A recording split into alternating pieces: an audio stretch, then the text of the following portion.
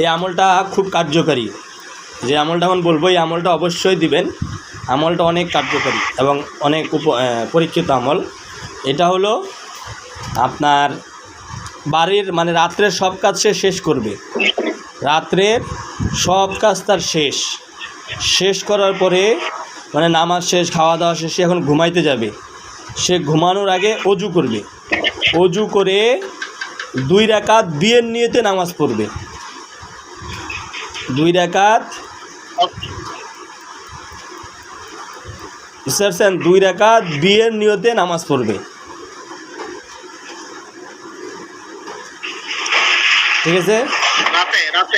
হ্যাঁ, রাতে ঘুমানো যাওয়ার আগে। মানে এই আমল করাবে আর কারোর সাথে কথা বলবে না, এই আমল করে ঘুমাইয়া যাবে, মানে সব শেষ আমলটা করবে। 2 রাকাত নামাজ পড়বে। এটা ঈশার নামাজের পরও করতে পারে, এটা যে ঈশার নামাজে করতে হবে না। ঈশার নামাজ সে পড়ে নিছে, তারপর সে সব খাওয়া দাওয়া কাজ কমপ্লিট করে সে ঘুমানোর আগ মুহূর্তে আমলটা করবে, যেন এই আমল এবার কারোর সাথে না কথা বলে। তাহলে সে বিয়ের নিয়তে 2 রাকাত নামাজ পড়বে। এটা কিন্তু পরীক্ষিত আমল, এই আমলটা দিবে নেই। তাহলে 2 রাকাত বিয়ের নিয়তে নামাজ পড়বে। নামাজ পড়া শেষ হলে সে 11 বার দুরুদে ইব্রাহিম পড়বে।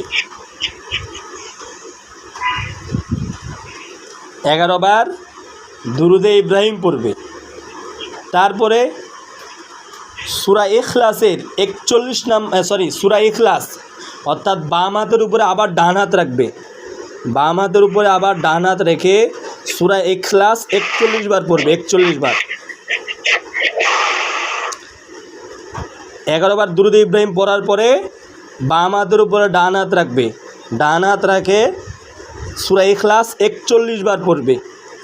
41 বার পড়া হলে আবার দুরুদ ইব্রাহিম 11 বার পড়বে।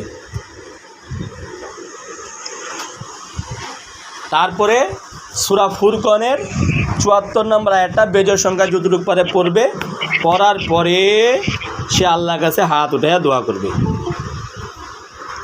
সে আল্লাহর কাছে হাত উঠাইয়া দোয়া করবে। তাহলে আমলটা আরেকবার বলে দিচ্ছি। সে সমস্ত কাজ থেকে ফারেক হয়ে সে বিয়ের নিয়তে 2 রাকাত নামাজ পড়বে। বিয়ের নিয়তে 2 রাকাত নামাজ পড়ার পরে সে দুরুদে ইব্রাহিম পড়বে 11 বার। 11 বার পড়ার পরে বাম হাতের উপরে ডান হাত রেখে সূরা ইখলাস পড়বে 41 বার। আবার সে দুরুদে ইব্রাহিম পড়বে 11 বার। আবার সূরা ফুরকনের 74 নম্বর আয়াতটা বেজোড় সংখ্যায় পড়ে আল্লাহর দরবারে দুখানা হাত উঠাইয়া দোয়া করবে বিয়ের জন্য। তারপরে সে ঘুমিয়ে যাবে সুন্নত তরিকায়, যে আমলগুলো আছে ঘুমানো এটা করবে। এই আমল করার পরে তার সাথে কথা বলবে না। তাহলে এটা হলো 3 নম্বর আমল দিলাম। আমি আমলটা অনেক পরীক্ষিত। আচ্ছা, 74 নম্বর আয়াত, 74 নম্বর আয়াত।